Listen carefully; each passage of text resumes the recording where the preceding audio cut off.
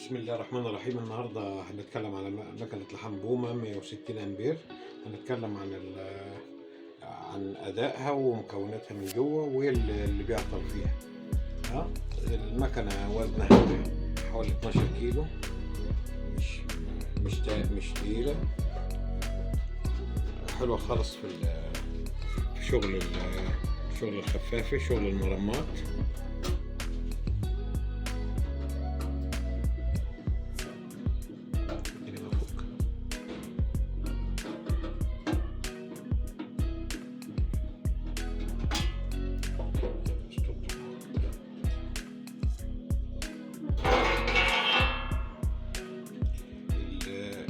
الترانس قدامنا ترانس. مكونات المكنة دي بسيطة جدا. الملف الابتدائي والملف الثانوي والفتيل اللي هو اللي بيحدد الامبير، ومفتاح الباور، ولمبة بيان دي ملغية، ومروحة التبريد. هنا المكنة دي حصل فيها تعديل، يعني كان التبريد بيشتغل مع الترانس، انا مخليه بيشتغل مع الفيشة مباشر، على اساس ان الاوتوماتيك اللي فيها اللي هو ده، لما بيفصل بيقعد ممكن يقعد نص ساعة، ممكن يقعد 25 دقيقة من ما يشتغل. ده اوتوماتيك حراري، يعني ما بيحس بالسخونة بيفصل عنها خالص. يعني هي فيها وسائل الحماية وحماية نفسها ان شاء الله. طيب، اول اعطال بتحصل معانا لما تكون المكنة عطلانة، اول حاجة بنقيسها مصدر الكهرباء.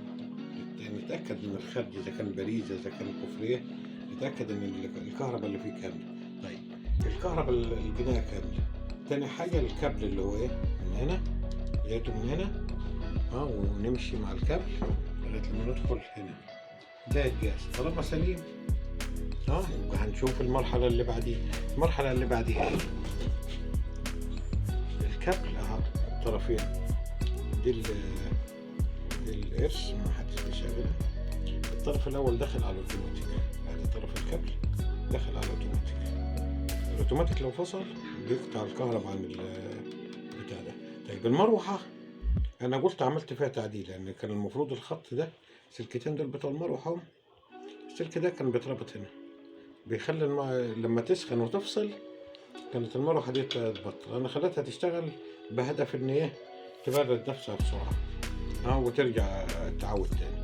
طيب، يبقى دي طرف كهرباء من اطراف الفيشة دخل على الاوتوماتيك، من الاوتوماتيك لو مشينا ورا السلك نلاقيه داخل على الملف الابتدائي اللي هو ده. طيب، الفردة الطرف الثاني داخل على مد الفانة اللي هي بتاعت التبريد، وداخل على الكوبس التشغيل من الناحية دي، نشغل وبطفي.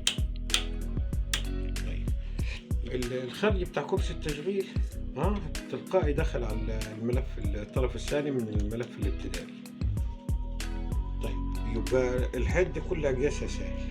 هو 90% من اعطالها دي ممكن يبقى في القطعة دي اللي هي الحساس الحراري. في ناس تقول عليه حساس، في ناس تقول عليه اوتوماتيك.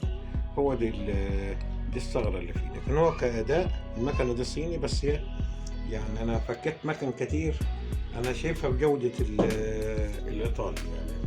يعني انا تعاملت مع مكنة ايطالي كبيرة 400 امبير، ما شافش فرق يذكر غير في الحجم والمهرجانات اللي عليه، يعني نفس الحجم من جوه واحد. ده الملف الثانوي، ده اللي بيطلع على البنسة والارضي. طبعا بالافوميتر بنقدر نقيس كل حاجة. يعني هي عبارة ما فيهاش اي حاجة، ملف ابتدائي ملف ثانوي، بقدر اقيسهم من اطرافه. عندي اطراف فيشة اقيسها من اطرافها. طيب، الثغرة يعني هنا العرض للاعطال الكوبس ده، على اساس هي لما بيشتغل كتير ساعات بيتطبخ، والاوتوماتيك. لكن هي صعب انها تتحرك، طالما الاوتوماتيك سليم استحالة تتحرك. المكنة دي مش بتاعت جهد عالي، يعني دي شغل خفاف بتاع مرمات صغيرة، تشغلها 5 دقايق وتريحها 10 دقايق.